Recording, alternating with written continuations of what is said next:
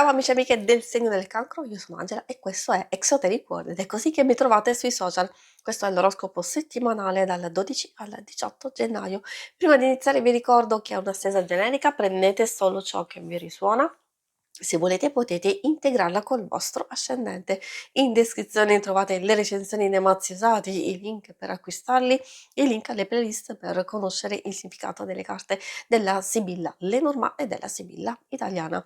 Vi invito a iscrivervi e abbonarvi al mio canale per sostenere il mio lavoro. Vi ringrazio moltissimo se lo farete o l'avete già fatto. E adesso partiamo con la lettura, andiamo ad inquadrare come andrà la vostra settimana, le vostre energie principali, i segni zodiacali da attenzionare particolarmente, poi vedremo l'amore, il lavoro e le finanze. E adesso andiamo a scoprire la prima carta, abbiamo la falce. La falce può avere sia un aspetto positivo che negativo, dipende insomma anche dal contesto. In senso generico in questa posizione ci fa capire che magari potrebbe esserci un po' di tensione e di difficoltà, soprattutto nelle questioni affettive, sentimentali e relazionali, e anche gestione delle proprie emozioni. Sentire l'esigenza di tagliare qualcosa oppure di prendere delle decisioni importanti, di accogliere un cambio che può portarvi ad altre situazioni, altre soluzioni. Possono esserci anche delle soddisfazioni che arrivano proprio perché si decide di dare una svolta, di appunto fare proprio un taglio. Io direi soprattutto con quelle emozioni che sono pesanti, che sono fuorvianti, che vi limitano e che vi bloccano.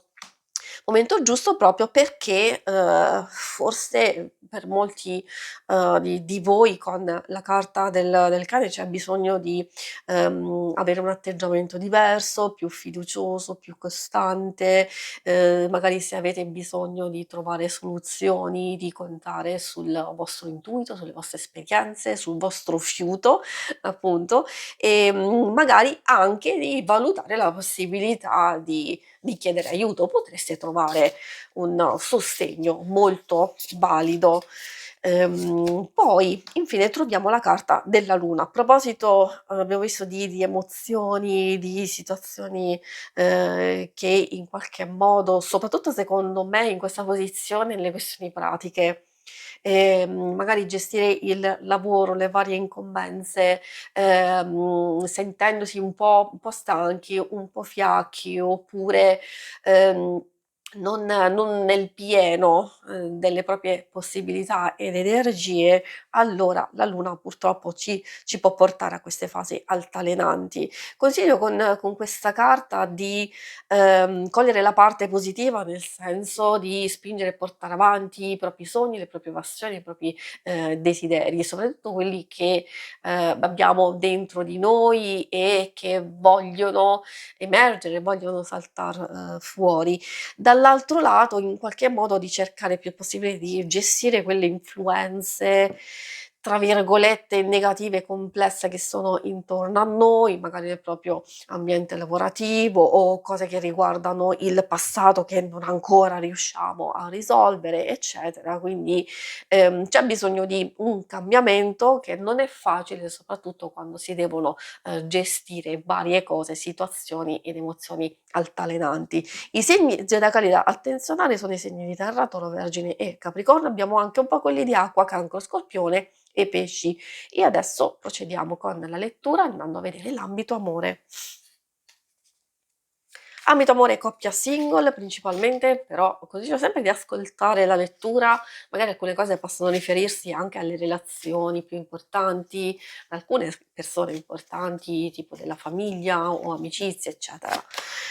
Come prima carta troviamo Aquilegia, che porta serenità, tranquillità, anche possibilità di rasserenare gli animi o di creare quel terreno fertile per saldare ancora di più il rapporto della relazione e anche risvegliare la parte dell'intimità e della passione. Potrebbe esserci un ulteriore coinvolgimento magari riguardo un sogno, un qualcosa che volete realizzare, forse non proprio in questo momento perché ci sono alcune cose che devono essere ben sistemate. Ecco perché magari, ci può essere un po' di tensione, di incertezza. Queste carte dicono che prima è il caso di, liberarsi o di un peso o, sistemare alcune cose, di recuperare anche forze, energie, eccetera, e poi occuparsi delle questioni da, iniziare, diciamo far nascere successivamente. O comunque vi stanno dicendo magari di dedicarsi e concentrarsi alle cose strettamente personali, alla propria intimità, diciamo passione o anche proprio di connessione e benessere della coppia stessa. Questo, come vi dicevo, vale anche per le relazioni più importanti di amicizia e famiglia. Per quanto riguarda i single, è vero che può esserci una nuova passione, un nuovo coinvolgimento o un qualcosa già attivo da un po' di tempo, però l'arnica ci fa capire purtroppo che, ci possono essere delle cose, sia positive che negative, nel senso che è vero che si può recuperare un rapporto, una relazione, ci può essere un chiarimento, magari di, sistemare, concludere un periodo che è stato complesso, soprattutto quelle fasi tanto, tanto altalenanti, l'abbiamo visto dalle vostre stesse energie, quelle relazioni che vanno e vengono, quelle situazioni che, c'è un allontanamento, riavvicinamento, risentire, non sentire più, ghosting, eccetera. Quindi si possono fare, mille e mille esempi. Quindi dove c'è questa ambiguità c'è tensione e allora questa carta vi sta dicendo: è il caso di recuperare, rigenerare, perdonare, rivedere, riconciliare un possibile ritorno di fiamma e riequilibrio. Sì, dipende da quello che state vivendo, oppure è il caso di concludere definitivamente e quindi ritrovare pace e serenità e darsi l'opportunità di andare oltre. Ovviamente questo di ascoltare voi stessi, il vostro intuito e soprattutto quello che state, vivendo. E adesso passiamo alla parte più pratica del lavoro, delle finanze, quella più materiale in effetti, dove troviamo donna maritata, può riferirsi sia ad una persona che magari è in grado di sostenervi, di aiutarvi, di proteggervi in qualche modo, oppure situazioni sempre legate a una persona, però, al denaro, alle possibilità, alle offerte, alle proposte, non solo di denaro o di lavoro, però magari anche di aiuto e di sostegno. Magari se abbiamo troppi impegni può esserci quella persona in grado di aiutarci in altre incombenze e in altri, impegni.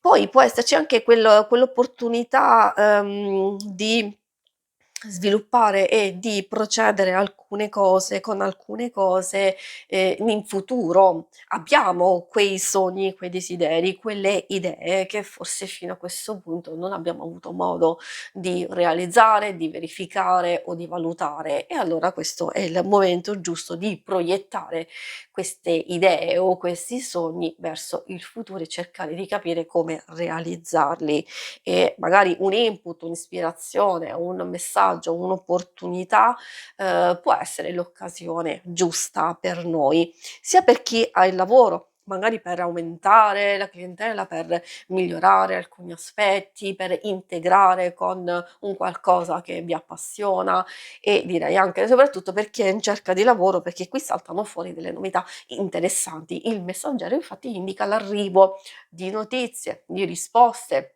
di novità in senso generico come contatti, idee, iniziative buone, possibilità di viaggi. Quindi abbiamo queste novità e queste proposte che devono essere valutate. Si conclude qui la lettura, vi ringrazio per avermi seguito. Se volete in alto a destra trovate il logo per iscrivervi al canale, mentre in basso trovate le schermate per vedere il vostro oroscopo mensile e il lunare quindicinale. Alla prossima, vi auguro una buona settimana. Ciao!